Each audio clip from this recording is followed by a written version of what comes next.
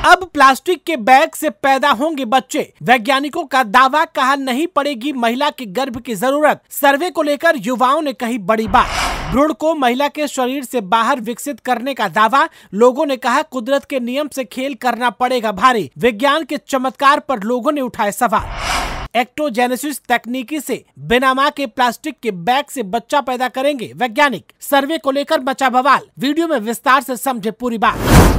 क्या कभी सोचा है कि बच्चे गर्भ के बाहर भी पल सकते हैं? सुनने में ही अजीब लगता है, लेकिन वैज्ञानिक इस असंभव तरीके को संभव बनाने में लगे हुए हैं। साइंटिस्ट द्वारा बनाई गई ये तकनीक कृत्रिम गर्भाशय कहलाती है, जो बच्चे को गर्भधारण से लेकर जन्म तक की प्रक्रिया को बिना गर्भावस्था के पूरा कर सकती है। ये विचार पहले तो विज्ञान कथा की कहानी लगता था, लेकिन अब ये वास्तविक बनने की राह पर है। कृत्रिम गर्भाशय महिलाओं के गर्भाशय के सभी कार्यों को करने में सक्षम है। ये विकासशील भ्रूण को ऑक्सीजन और पोषक तत्व प्रदान करता है। कृत्रिम गर्भाशय का मुख्य इस्तेमाल समय से पहले जन्मे बच्चों को सपोर्ट करना है, जो ज्यादातर मामलों में जीवित नहीं रह पाते। परीक्षणों में शोधकर्ताओं ने दिखाया कि कृत्रिम गर्भाशय में रखे गए समय से पहले जन्मे भेड़ के बच्चे न केवल जीवित रहे, बल्कि उनका वजन भी बढ़ा और उनके बाल भी उगाए। हालांकि ज्यादातर लोग इस तकनीकी को लेकर संशय में हैं, लेकिन जेन ज़ेड की पीढ़ी इसे खुले दिल से अपनाने के लिए तैयार है। एक सर्वे के मुताबिक 18 से 24 साल के 42% युवाओं ने कहा कि वे भ्रूण को महिला के शरीर के बाहर विकसित करने के पक्ष में हैं। ये सर्वे थिंक टैंक थियोसिस ने किया था, जिसमें 2292 लोगों से उनके विचार पूछे गए। सर्वे के नतीजे बताते हैं कि ज्यादातर लोग इस तकनीक के खिलाफ हैं, सिवाय उन मामलों के जहां ये मां और बच्चे की जान बचा सके। कुछ लोगों का मानना है कि ये तकनीक महिलाओं के लिए एक क्रांतिकारी कदम हो सकती है, जो उन्हें गर्भावस्था के शारीरिक और भावनात्मक बोझ से मुक्त कर सकती है। लेकिन कुछ आलोचकों का कहना है कि ये तकनीक